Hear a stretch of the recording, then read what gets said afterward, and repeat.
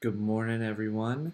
My name is David Snyder, and today we're going to talk about Coca-Cola versus Pepsi. Now, I'm sure all of you have tasted and probably know Coca-Cola and Pepsi. When you think about Coca-Cola and Pepsi, you might think of um, the distinct taste that each one has, or similar taste depending on who you are, or you might think of the loyal fan base each one has. I know in my family, all my parents drank, as far as soda goes, was Coca-Cola. But in other families I knew, all they drank was Pepsi, and how loyal each fan base was. You can also think of the marketing strategies each one did, the notable commercials they have, how they're just spread all throughout our culture today and how they market. And that's what we're going to touch on today is their marketing strategies that each one has. So let's get started with that.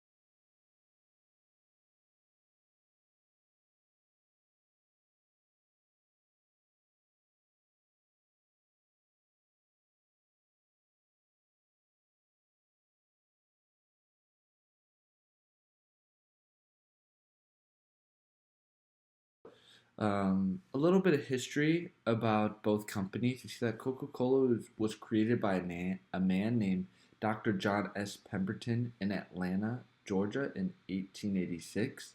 What he had done is created a syrup and mixed it with carbonated water, and he was going to use that to go to the soda fountains. Uh, we also see that his partner at the time, Frank N. Robinson, is the one who coined for making the name Coca-Cola up, and that is still stuck to this day. We see that in 1984, a man by the name of Joseph Beedharn started bottling Coca-Cola in 1889. Uh, and then on 1899, the bottles of Coca-Cola went on a large scale, and as we can see, the rest is kind of history. Pepsi, if we look at Pepsi, it was created in a town called Newbern, North Carolina, by a man named Caleb Bradham. And this drink wouldn't be called Pepsi at first. It would be originally called Brad's drink. This had a concoction of water, caramel, lemon oil, cola nuts, nutmeg, as well as some other additives. But what's amazing is that in less than 10 years, Pepsi would already have 15 bottling plants selling over 38,605 gallons per year. So that's just a little bit of history of Coke and Pepsi. Obviously, I can go on for more, but for the sake of time, that's a little history about them. Now let's look at some notable commercials that each one has, going more into the marketing strategies of each one. First, let's look at Coca-Cola. We see that they have a whole bunch of notable commercials up to 2024. But here's just some real definitive ones that make them who they are today. We see that there's such a thing called the Hilltop commercial. Now, this wasn't part of my generation, but this was aired in 1971, which depicted a group of individuals from all backgrounds saying, "I'd like to teach the world to sing." We see that this commercial has resonated with audience for decades, and it was a staple when people had thought of the name Coca-Cola. We can see the second commercial, "The holidays are coming." That little slogan right there. The first commercial for this aired in 1995, and these commercials are also pinnacle to the Coca-Cola's advertisements to its consumers and brought consumers a sense of the holiday spirit when it comes to Christmas. Uh, these commercials usually depicted Santa in some way, shape, or form and attached a sense of joy, happiness, warmth, and togetherness as Christmas was close. This commercial also helped Coca-Cola to advertise and relate to many parts of the world as Christmas was celebrated globally across many countries. And finally, the Coca-Cola polar bears, which is seen in numerous commercials up to 2024. This was first seen in print advertising in France in 1922. These furry animals have been seen in numerous commercials, and one such commercial was the Northern Lights, which aired in 1995, I'm pretty sure, 1998. This commercial depicted a group of polar bears looking at the northern lights while also drinking a bottle of Coca-Cola. While possibly not doing well in today's market for various reasons, one being bad animation, it had set up those polar bears to be a staple in Coca-Cola's advertising for decades to come. So moving forward with Pepsi's, um, the first one that I think is very noticeable is when Ray Charles sang his little catchy tune, "You've Got the Right One, Baby," in 1991. This helped build a name not just for Pepsi, but for their Diet Pepsi. Um, the Rolling Stone called it this high energy tune, and its rhythmic catchphrase were next level, irresistible across the culture, with no bad aftertaste to this day. We can look at in 2019 the catchphrase "More Than Okay," which is a commercial that aired with Steve Carell, a rapper by the name of Lil Jon, and Cardi B. Um, Happened. This commercial blended comedians and singers together to make a memorable commercial that was chock full of laughs and made consumers think twice of having a Coca-Cola, especially in restaurants. We can say that the Pepsi Freestyle, which was another more recent commercial, aired in 2020, which depicted the notorious B.I.G., which was a famous hip hop singer in the 90s, singing about his love for Pepsi with animation in the background. Um, this little song alone touched many hearts and cultures throughout the world, especially in the United States where he was most famous.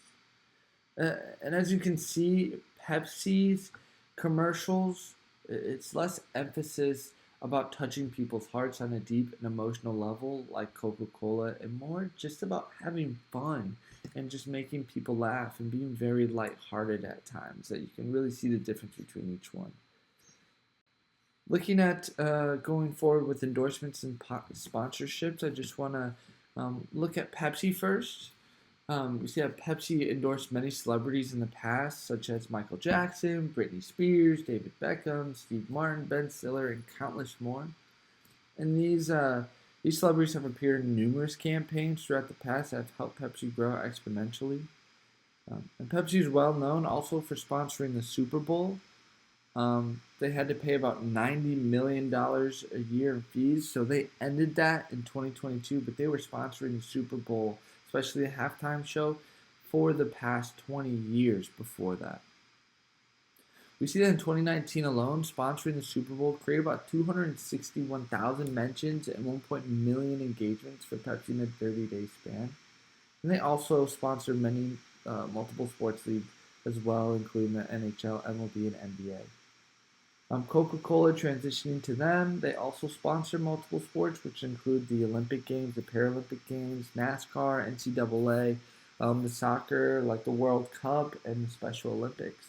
They also do other humanitarian efforts as well, which include the American Red Cross, World Wildlife Fund, World Economic Forum, and the USAID. And in 2018 alone, when Coca-Cola sponsored the World Cup, they had over 766,000 mentions of their brand and 11.1 million engagements alone across their social media channels in a 30-day period. So let's move a little bit forward and looking at their social media accounts just a little bit. We see that both use social media following, and they have a big enough. Both of them do. They use channels like Facebook, like Snapchat, like Instagram, YouTube, and Twitter. And Pepsi has shown a huge interest in social media. When they use their social media channels, they usually are targeting the younger generation and the content they create. And they have partnered with multiple celebrities like they have in the past to raise brand awareness and put them on their social media channels. Pepsi also pushes heavily on promotional content on their social media channels, like promotional content, event sponsorships, and promo offers. While Coca-Cola, you'll see that shies away from such things. So looking at Coca-Cola, they use their social media very differently. They focus on more the emotional and positive side of marketing, tapping into many different generations and focusing more on content that is made by everyday people. And some social media campaigns that Coca-Cola has undertook invoke the feelings of joy and happiness and giving that to everyone in a sense of belonging and community. They have done something called the Share a Coke campaign, which was used on their social media channels just a few years back, where people customized their can to put their names on the cans of themselves or the names of their loved ones, and that was spread throughout their social media channels. And their social media channels is also one that recognizes social justice issues facing our world today and provokes a sense of people coming together and supporting each other. So now that we've kind of seen all that, which one is the better brand? Well, that's up for the consumer to decide ultimately. But when we look at just profits in general, in 2023, Coca-Cola has generated a whopping 27.23 billion profits in gross profit, which was an 8.92% increase from last year. And when you compare that to Pepsi, they only generated $9.074 billion in gross profit. But it should still be said, whether you think Pepsi is better, whether you think Coca-Cola is better, that these two beverage companies are considered to be the top in terms of generating profits and are both here for the foreseeable future. Thank you so much for watching. I appreciate it, and I hope you all have an amazing rest of your day. Thank y'all, and bye-bye.